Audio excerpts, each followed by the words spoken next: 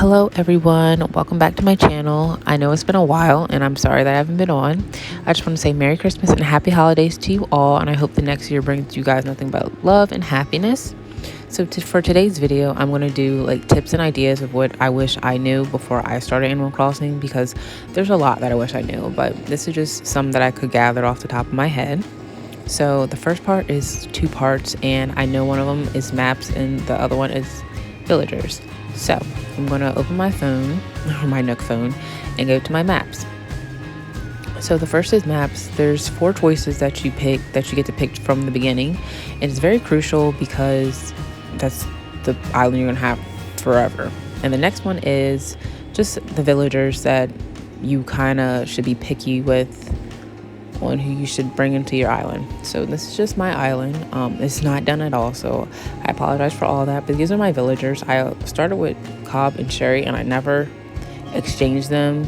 I just made that oath to myself that I would never like let them leave, but I really do like Sherry. She's like a favorite of mine. But yeah, this is just my map and my villagers, and my villagers are not my favorite, but I did choose Zucker and Deidre as like replacements to Wendy and Graham. So tip number 2 are fossils. So fossils, I believe, are very important because, one, they can make your island look very fossil-y, like old-time-ish, and they are worth a lot of money. They're worth about $2,000, I believe. But yeah, so when I first ever started doing fossils, I just kind of like brushed it to the side. I honestly didn't really bother it much. But when you want to kind of stack on your money, you basically need the fossils, because like when you first start, you really don't get much. So fossils are probably your best bet as to getting money. Also, when you give them the blathers, just give them all in a bunch. I used to just give it the fossils to them like one by one. I didn't know that you can add it all in a group and give it to them. That's just my silly mistake, but that's just a little tip that I learned for myself, so you guys don't forget that. But I only have 2 right now that I want to show you guys. But yeah, you get 4 a day, and just make sure that you get them, that you pretty much dig them all, because they are kind of tedious and annoying when you see a lot of X marks all over your island because they're fossils and they're just not being dug. But yeah. Tip number 3 are flowers. Oh my god, this one is a pain. So on your island, eventually you're going to have flowers. The flowers will grow in bunches and pairs as the game progresses, like every single day. And if you don't keep track of your flowers, they will grow just everywhere, and it's one of the most tedious and annoying things ever. So I suggest that when you have the flowers, you just pick them up as fast as you can if you don't want them, and then you just sell them to me and Tommy at the Nooks Cranny. They're not worth a lot, honestly. They're probably worth what, like $25 or points, but they're just flowers, so obviously they're not really worth much. But you're really going to want them to not be on your island a lot, because after they're on your island and there's nothing you can do. On to tip number 4. So tip number 4 is the Nook shopping. When I first started, I didn't really pay attention to the Nook shopping, but Nook shopping, you're only allowed to order 5 times a day, so it's like real life shipping, and you can't get it right away. You have to get it the next day. So I suggest that if you want something from the Nook shop, you place it now so you can get it tomorrow, unless you pretty much time hop. On to tip number 5. So tip number 5 is very crucial when you first start, because you're going to always want to shake trees. So shaking trees, you can either have money, you can have a tree branch, or you can have a wasp. When I first started, I didn't know about wasps being in the trees, so I just shook, and eventually I found out that you get stung. So please be aware, and please carry a net with you everywhere you go, because getting stung by the wasps are just so annoying. And mind you, when you catch a wasp, there's so much money, but you don't know when they come out. So like I said, you should always have the net in your hand just in case. So right here, I thank God caught one, because usually in the beginning I never did. But yeah. So tip number 6 are rocks. Rocks are kind of annoying to me, to be honest, but in the rocks there are either money or there are tools such as iron nuggets, clay, and rocks. But Rocks are important because you're going to want that material from the rocks, and you're obviously going to want the money from the rocks. So just do your best to kind of just get the rocks cleared and done and over with, because they will like clutter like over your whole island too, like if you just keep not hitting them, which is annoying as well. And in order to completely get rid of the rock, make sure that you grab some fruit and then you hit the rock, and then they will be completely gone. I didn't realize that at first, and it was still annoying that it was on my island. But like I said, just make sure that you're gathered on fruit and you hit the rocks, and you just kind of watch out for them, because unless you do a rock garden, having rocks all over your island is just so annoying. It really is, because they just get in the way. They really do. And half the time I don't even really like bother it, but like I said, since they're always in the way, it's annoying. So tip number 7 is really short, and I just want to show you that it's very important to have a pole vault type thing and a ladder. It's really crucial in the beginning of the game when you want to keep going and explore more. So tip number, I think this is 8 that I'm going to. So we're just going to go in the resident service area, and this whole thing is tip number 8. So tip number 8 is just go in the lost and found. If you want something from the lost and found, it's best if you go there, especially if you feel like it's a lot at the Nook shop. Eventually it will be in the lost and found. So then I walked over to the machine. I forget what it's called, but the machine just has a lot of things that you want to go in. First of all, they'll give you some Nook miles that you're going to want and you're going to need in the beginning.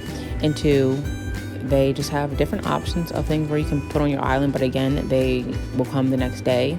So just watch out for what you order here and what you order at the Nook shop, because they won't allow you to order like 5 from each. It's just 5 total all around.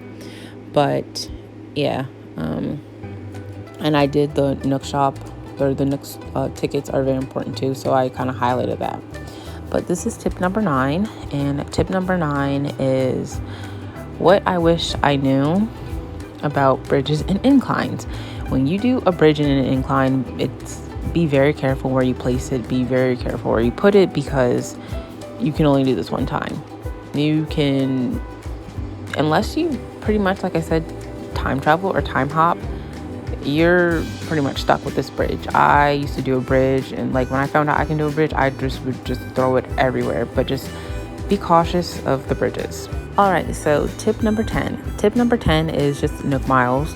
You're going to want to make sure that you're always on the Nook miles. They're going to allow you to kind of get items from the machine that I just showed you, and there's plenty of options, and there's plenty of things that you can do to earn that.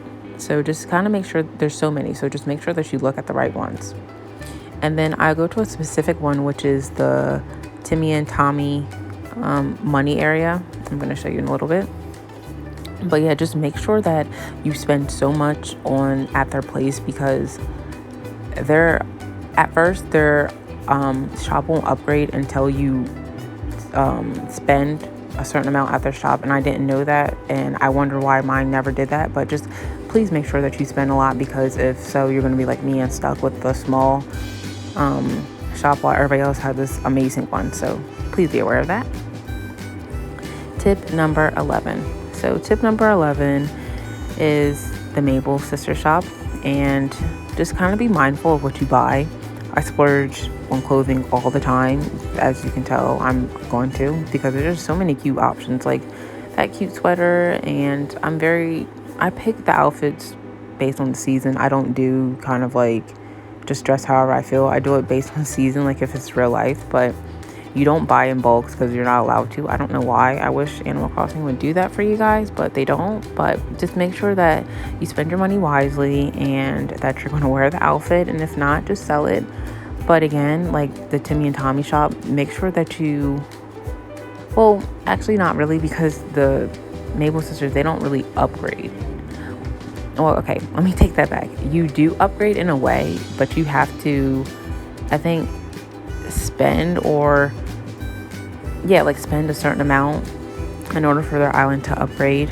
I don't fully remember how those work, but I think it's the same thing. Like I said, you have to buy a certain amount of stuff in order for them to actually have a shop, because they don't have a shop at first. They just have I think it's just her and her sister, or at least her. She just like, she comes every once in a while, and she just, you know, allows you to shop at her island. But just keep that in mind too when you're starting to play, because she will upgrade soon. On to tip 12. So tip 12 is, I think, going back to what I was talking about before, when you need to kind of just spend as much as you need to in Timmy and Tommy's shop. Because like I said, you're gonna be in this rundown shop, and I was one of those people that I seen everybody with this type of shop, and I wondering what I did wrong. Like, why is my shop not expanding? But you just simply have to buy from the shop. Even if you don't want it, you literally have to buy if you want them to have the bigger shop. It's not much in their island that you're gonna, or not much in their shop that you're gonna want, but you just have to do it your best, and if you don't want it, just sell it. Tip 13. So tip 13 is going into villagers' homes, and going into villagers' homes because they could give you a ticket or a DIY recipe, actually. So even though people are home, not everybody will give you a DIY recipe, but DIY recipes are what you're going to need in your island if you want it to make it expand and grow. And like I said, not everybody's going to have a DIY recipe, so just pick and choose whose house or everybody's house that you want to go into, and hopefully they'll give you a recipe. I just got lucky that the first person I went into was Deidre's, and she had, you know, a DIY recipe going on. And I'm going to another villager's house, which is Zucker's, and you would be able to tell that he unfortunately doesn't have a DIY recipe for me. So like I said, just kind of be aware of the smoke in the house, because when they have a smoke in the house and like a light on, obviously they're home. So you can just walk in anytime that you want and just kind of see if you can get a DIY recipe. I love seeing what the new ones were, especially in the beginning. So just try it out. Tip 14. So tip 14 is just talking to the random villagers, like special villagers that come on your island all the time, especially Flick. Flick, oh my god, he gives you so much money. Flick and CJ give you so much money for catching fish or bugs, and it's really good to kind of just keep an eye on them and have them on your island. And hopefully when Flick does come, it's sunny, because that's when the bugs come out the most. Usually when I get Flick, like lately it's been raining and it's just been terrible for bug weather. Like in the summer, make sure that you go find Flick. And last but not least is tip 15. So tip 15 is just me. I think I'm going on the rocks. I don't know why it took me that long. Sorry. But it's just me looking at the rocks, and the rocks pretty much are just saying utilize your rocks. The rocks are a good part in the game that you're not going to want to neglect. They will help build your island and give you a nice scenery to everything. And like I said, just don't neglect it, and just do your best with kind of decorating it, if you will. So that area was just kind of like my beach area. But yeah, that's the end of the video. I want to thank you guys so much for watching, if you watched until the end, and I hope that you guys incorporated some of the ideas that I had into, you know, this video. And if you have, please let me know, and don't forget to like, comment, and subscribe. And yeah, so like, once again, I just thank you guys so much for watching. I hope that you incorporate some of my tips and ideas for beginners especially. And yeah, so I hope to see you guys soon, and don't forget to check out my other videos. Bye bye.